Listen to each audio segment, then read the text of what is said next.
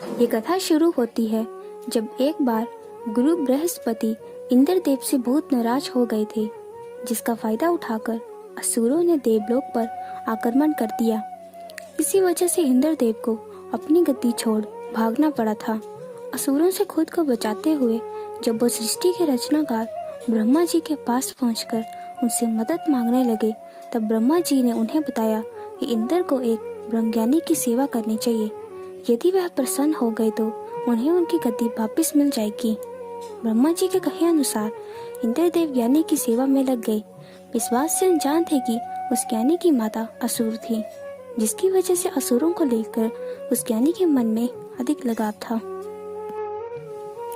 असुरों के लिए अधिक लगाव रखने वाले ज्ञानी इंद्रदेव द्वारा दी गई हवन सामग्री देवताओं की बजाय असुरों को अर्पित करते थे। जिसका पता इंद्रदेव को लग गया तो उन्होंने क्रोधित होकर उस ज्ञानी की हत्या कर डाली। एक गुरु की हत्या करना घोर पाप था, इसीलिए उन पर ब्रह्म हत्या का पाप आ गया, जिससे बचने के लिए वे 1 साल तक फूल की कली में छुपे रहे और भगवान विष्णु की तपस्या की।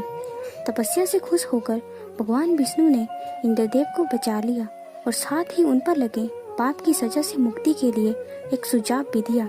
इसके लिए इंद्रदेव को पेड़, भूमि, जल और स्त्री में अपना थोड़ा थोड़ा पाप बांटना था। साथ ही उन्हें एक वरदान भी देना था।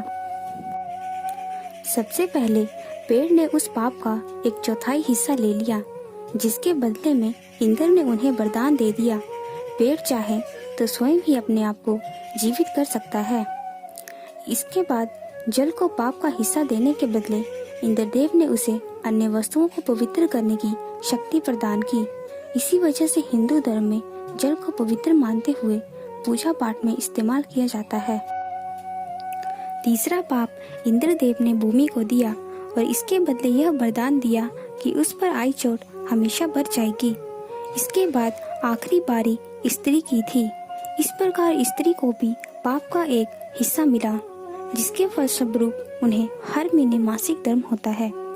लेकिन इसके बदले इंद्र ने महिलाओं को ये वरदान भी दिया कि पुरुषों की तुलना में महिलाएं काम का आनंद ज्यादा अच्छी तरह दे पाएंगी।